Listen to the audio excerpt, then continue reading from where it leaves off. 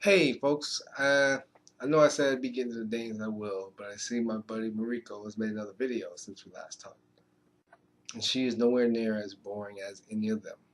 Hi everyone, we know it's been a really long time, but now we're sort of randomly into the swing of things, and we'll just keep you posted on what's going to be happening in the future as far as video schedules and stuff, just because with the summer and things going on with Hannah and I, things are just probably going to look a little bit different, but that's okay.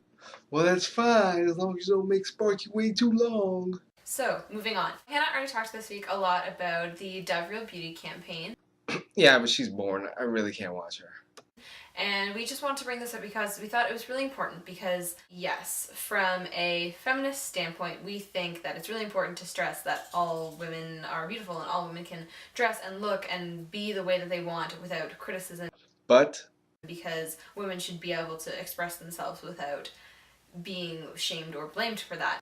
but, So, when we see something like the Dove Real Beauty campaign, we're like, yes, thank you, this is awesome. what? A happy feminist? This is not gonna last long. We have people being celebrated for diversity and looking at different kinds of beauty and different kinds of being attractive and diversity. So we don't just have tall, skinny, mainly white models. Instead, we have different models with different kinds of bodies and colors and shapes and sizes. So upon further analysis, however, Why would you do that? I mean, when I was a kid and I wanted a bike for Christmas, and I got a bike for Christmas, there was no need for me to further analyze that shit. you start realizing that nothing in this world is ever quite what it seems. It seems like nothing in this world is exactly what you want, even though it's exactly what you want. And you start digging a little bit deeper. And what happens is that you realize that a lot of the models that Dove is using, a lot of the women that Dove is using for these real beauty campaigns, they fit into very conventional beauty standards. Even if they're, a size 12 instead of a size 00, they still sort of fit this sort of convention of what we deem as attractive. What do you want to see? Midgets? Burn victims? Women with cleft palates? If you wanted that stuff, you probably should have asked for it. But here's the clincher, is that the focus is on being attractive. So something called real beauty is focusing on attractiveness. That's a crazy idea if I ever heard one. It's saying, women, don't worry, you're actually more pretty than you think you are.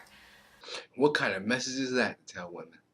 But what gets me is that the emphasis is still, well, you're closer to this normalized standard of beauty than you think you are. Or it's okay because there are different ways to be beautiful. But the focus is still on what classifies as real beauty. And so I think where that becomes problematic is that people start saying, real women have curves, or real women look this way, or this is the way that you should be beautiful, it's through being diverse. Well, that's not okay either. You can please all the people some of the time. You can please some of the people all the time. You can never please a feminist. We end up with this sort of roundabout way of coming back to where we started, with people shaming each other. All women are people, but all people are not women. So it's not people shaming each other, it's women shaming each other. Stop that. I think what I'm trying to get at here is that still, what's important for women is that they're beautiful. Why did you make this happen, Dove?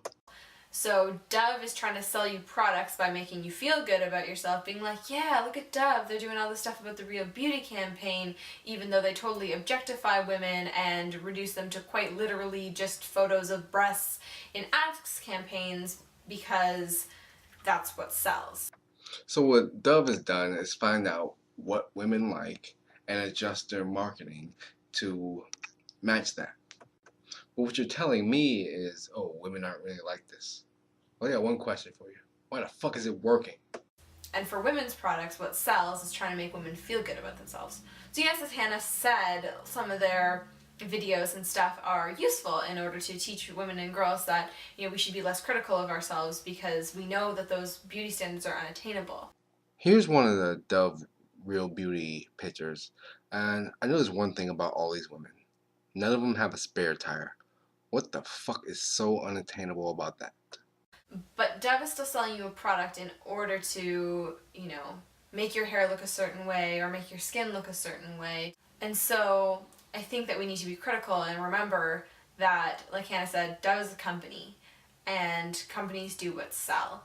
And still, because it's a beauty company, it's focused on, well, this is about how you look. Women, it's about what you look like. So your ideal Dove commercial would look something like this. Dove, just buy this shit. And I think if we really, from my feminist personal ideological standpoint, if you really want to make women feel empowered and feel like equals to men, you're not going to keep saying, oh, you're really actually quite beautiful. You would never see a commercial for men that looked like the Dove Real Beauty campaign, because what men look like or how men see themselves isn't the same as the focus on what women look like to themselves and to other people. Well, I can only think of two reasons for this. One is obviously patriarchy. Two is biology. I'm starting to think those two are the same thing. Midori and I say bye. Bye, everyone. Chief and I are saying, what? Well, I'm saying bye. Chief is saying, Dory, call me.